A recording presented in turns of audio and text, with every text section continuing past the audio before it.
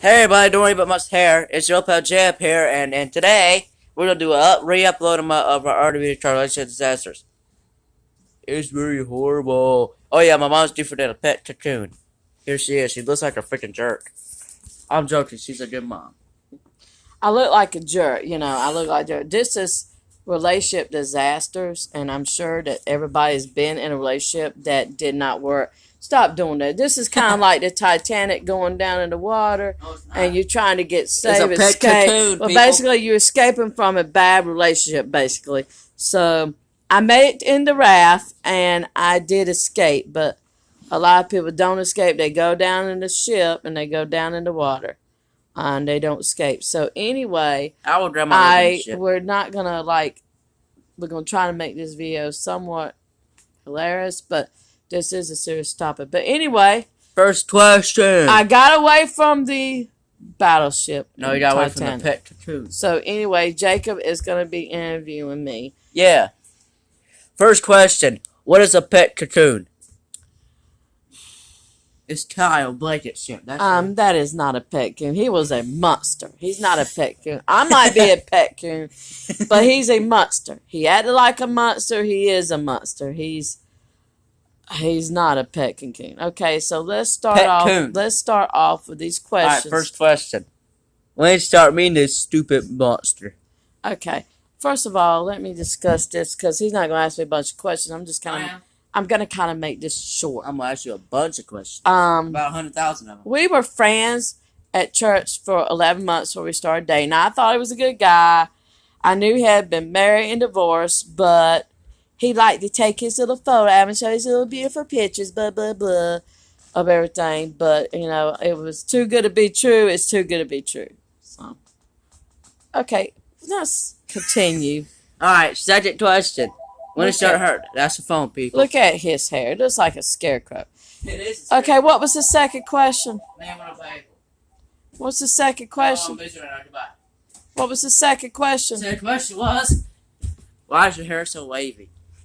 Let's get this second question. Come on, Jake. You look like scarecrow. I am a scarecrow. Okay, let's get second question. When did you start having a pro? Okay, we're talking about something serious. Yeah. When did you start having problems with a scarecrow? I started having problems with him. I started dating in July. I thought everything was okay. I started having problems with him in August because he was doing something he shouldn't have done. Okay? So, hello, interview, whatever. I don't want to be talking to no wall. Get your bucket. What else? Let's make this quickly. Yeah. What happened in August?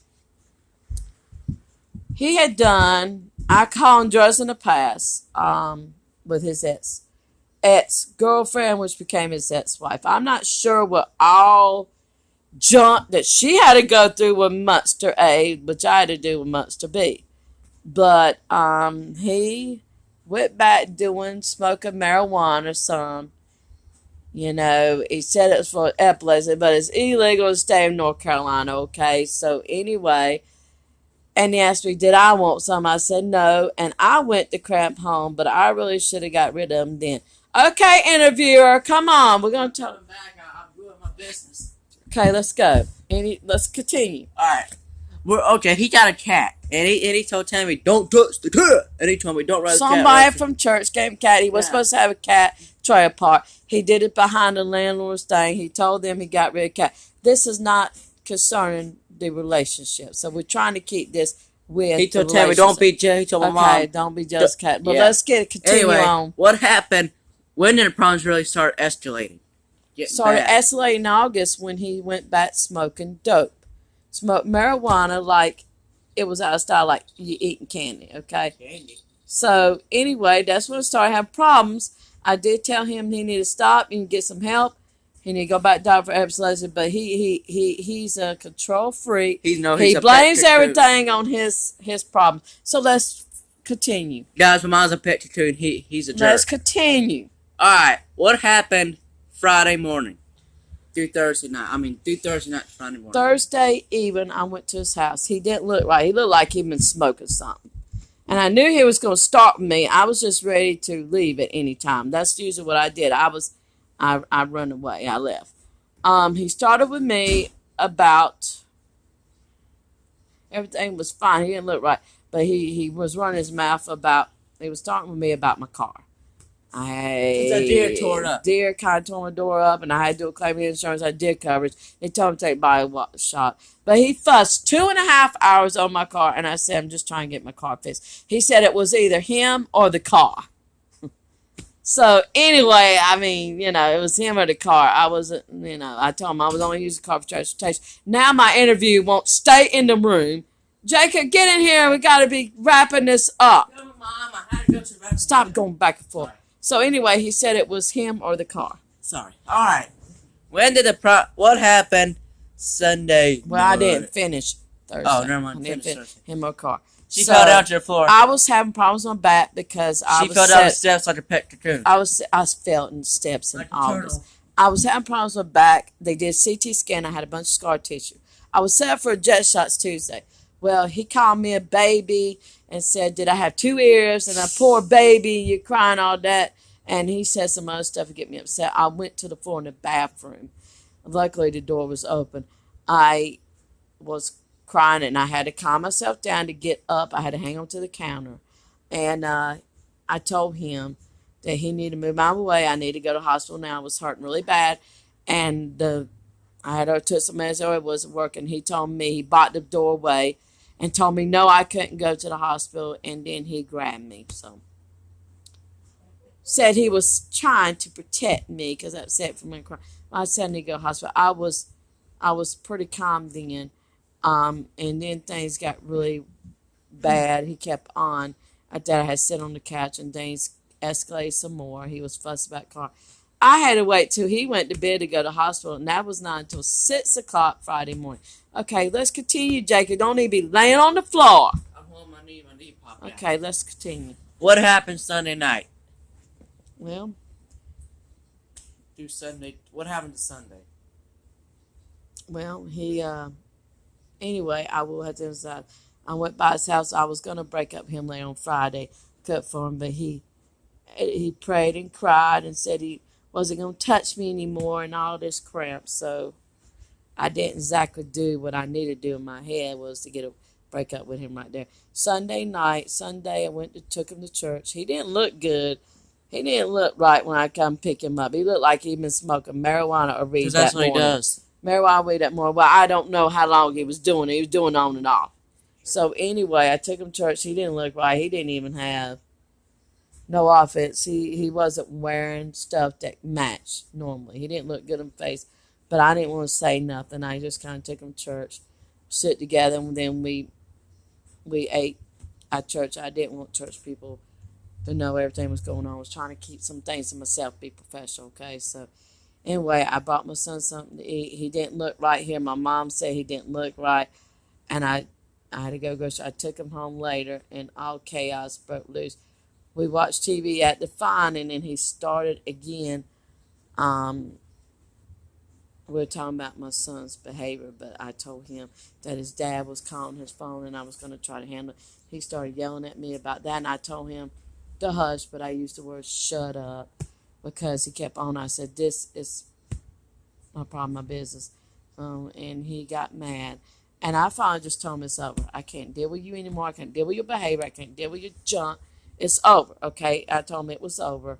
And he said, fine. Then I left, and I forgot that he had my boots that he brought me. So I called and said, I'm coming back to get my boots. So he knew I was coming back because he usually kept a key under the mat. That key was not in the mat. I did knock on the 2 doors 3 times on one and 2 on the other one and said, I'm here to get my boots. And I did not know the front door was closed unlocked, but I wasn't going to take a chance without knocking on the door. I just don't go in people's home. I usually not say I'm here. And I call them, let them know I'm here. I don't show up unexpected. He knew I was coming. He was trying to set me up for trespassing, what he was going to do. And he wouldn't answer the door, so I just walked in. He said, he was standing right there.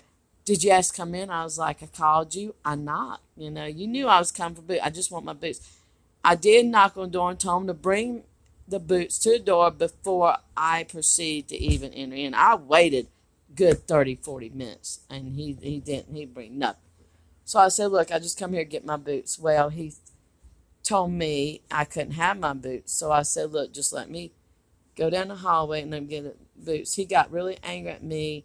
He was pushing his leg against mine. He said he brought the boots for him, and I couldn't have my boots. And he told me to get out of his house, and I said, I'm not coming back up here to get my boots. So we can do it his way, hard way. I don't want to have to call law because you're out of control and you're being rude and whatever. I don't call law unless I have to.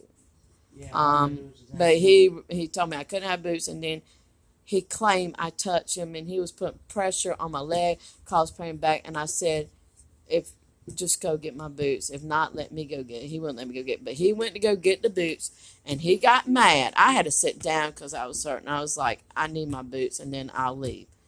Now, I told him nicely, please give me boots. I didn't come here to talk to you. I just come here to get my boots that you brought me. And so he took that bag, and he went outside. And I told him to put the boots beside my car because I didn't want to deal with him. And he turned around. He acted like, and I went outside on the steps, which I had to be careful, which probably, well, I mean, that might not have been a good idea, but I had to get out of the trailer because I didn't want any more problems provoking. And I thought he was going to turn around and hit me with a bag. He throws the bag of boots on top of the porch of the trailer, and he locks me out. And I'm praying, and I knocked on the door and told him to give me a broom. I just want to get my boots off. Well, he wasn't too smart. He threw on the edge where I could get it. So I stand in a chair, and I got somebody else's broom, and I got it down, and I put the broom back, got in the car, and left. And he started, and I did my jet shots Tuesday, so I'm feeling a little bit better. But he started making threat calls on my phone Tuesday saying, I'm going to pay for this, and he called me the B word. He called her a bird dog, and basically. He used the GD, and he used the SOB, and he used the MF, and he used the F, said that he was going to hurt me. He's only left me 4 messages, and all they've been is threat messages with cuss words. And yesterday, I was supposed to go to jail. He told me that I was going to jail, that he was a patient of a hospital, and he started laughing, but I have not received any more phone calls. But I'm here, but I waited on law all day yesterday, he didn't show up, but he said I was going to jail. All right, folks, before we move on to the last question, I want to remind everybody to subscribe, and Buster says subscribe, because we need subscribers! So I'm going to be racking up. There are red flags in relationship. If somebody what are the red flags in a relationship? Somebody talks about their ex-girlfriend or ex-boyfriend or ex-husband, ex-wife, you need to get out of a relationship because they're not focusing on you. They don't care. Number 2, power control. If they tell you you're going to do what they say or else, you need to get out of a relationship before something happens. If they put their hands on you, you need to get out of the relationship. That's a big red flag. Emotional, physical, power control thing, that is bad signs of a relationship. Also, if this person's drinking or doing dope, you need to get out of a relationship as soon as you can because it's going to crash down in the ocean, Atlantic Ocean, like the Titanic. And you could end up in the hospital, be hurt. A guy is not worth it. A guy that really wants to be with you is not going to talk about ex. They're not going to say, do what I need to do. They're not going to have power control. Also, they're not going to make you want to do something that you don't want to do. Okay? And you just understand red flags. I have been in bad relationship, but this top notch in relationship I've been with. You can't continue to be with somebody like that. Be careful who you date. Be careful, start off as friends or whatever. But be very careful because even with people that you think's okay at church, they're not. Okay? So, I hope this helps somebody. I hope we get some views. I am back. I've been gone, a year? A year. So, anyway, I'm not in a hurry to date anybody. She's a pet to and I'm hoping to heal. And I may have to do some domestic violence. If anybody's been in a bad relationship, it's been hurt, I do recommend domestic violence at Durham Crisis Center. Durham Crisis Center. They're cheapskates. They're not cheapskates. They help you. I'm joking. But anyway, you're going to need to do some counseling. You cannot heal on your own. Also, you need to be aware when you break up someone for the next 3 months because they can come around you. And if they put your hands on one time, they can do again. I do recommend that you learn self-defense classes. You know how to take self-defense classes with self-defense techniques in case somebody is trying to hurt you. We'll be doing a video later on UNC Hospital. Well, anyway, we're wrapping this up, and you need to stay safe. So you can leave comments down there. Stop being so funny. Anyway, I don't want to bore you, but I'm out of here. He's out of here, and I don't know what the top will be next time. Tammy Jab on UNC Hospital. Hopefully, it won't be blanket or relationship disasters anymore. Okay, before we leave today, I'll drop one of mine. Another video soon later on tonight. It will be Jab and Tammy on UNC Hospital. They're very cheap states. Have you ever been to UNC Hospital like I have? They're horrible. They're horrible in my book. All right, let's get out of here. Mom's like, "Can we please get out?" All right. That'll be another whole topic. All right, Buster Blue says goodbye. Look at it, Buster. Buster Blue. Okay, he's. All right, folks. Out of here. We need more viewers. That my slider.